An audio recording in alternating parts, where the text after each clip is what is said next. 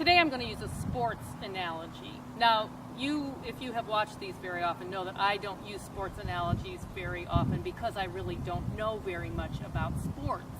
My sporting life has not been very stellar.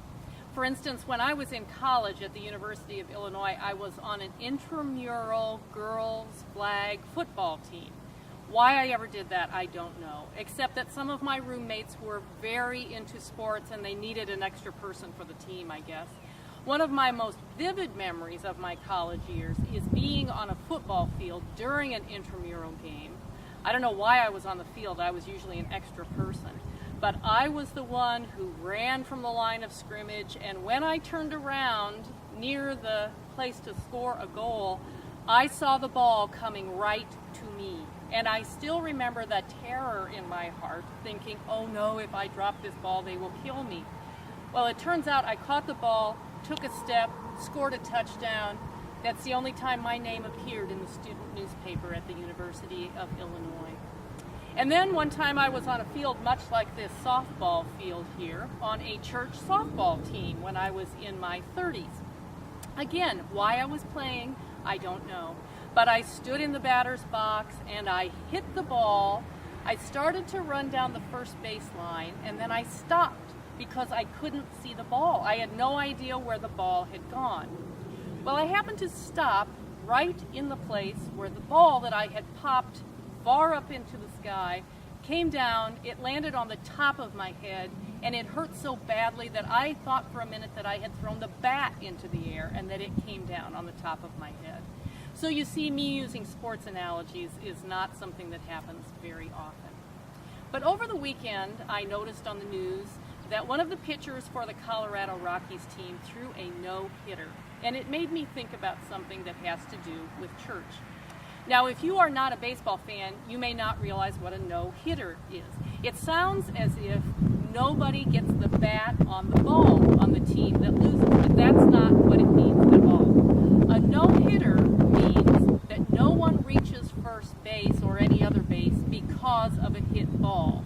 The pitcher may still walk people and they get on base. There may be errors. There may be lots of other things that happen. But what happens in a no-hitter is that no one gets on a base because they have hit the ball.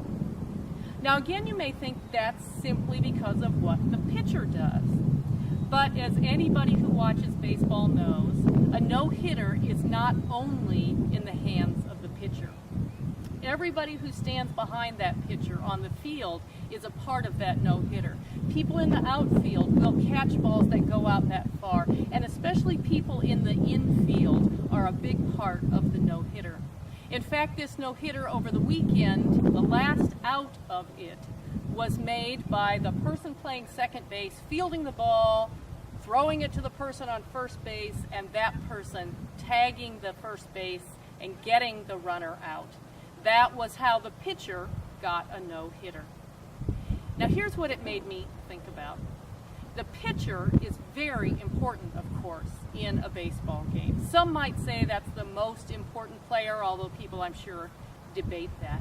Just as a pastor is very important in the life of a church. The pastor is the one who draws the most attention in most churches, helps with lots of the decisions, and of course is the focal point on most Sunday mornings in worship. But the pastor is not alone in accomplishing what God is calling any congregation to do.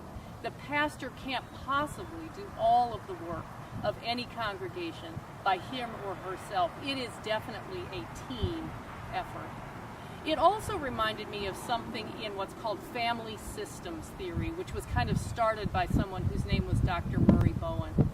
At the time of his death, he was writing a book, and that book has been completed by those who were studying with him and members of his family. One of the things he points out in that last book of his is that he thinks we live in a time of chronic anxiety, that we just have lots of anxiety in our society and in our culture as a whole. One of the things he points to as evidence of that is that when something goes wrong in any kind of system, in a business or in a church, it's almost always blamed on pilot error. That is, in a church, when something goes wrong, the easiest person to blame is the pastor. whether or not the pastor had any fault in what went wrong or not. It's always easiest to blame that person, and we are so ready to blame people because of this chronic anxiety.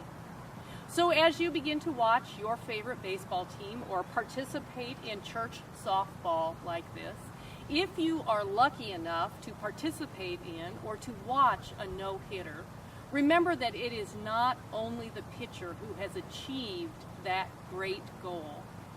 Just so in any church, it is not only the pastor and not only the session in a Presbyterian church that achieve the goal of doing what God is calling that congregation to do, but it takes everyone who is playing the game to participate in doing what God is calling us to do, in bringing hope to people in the name of Jesus Christ.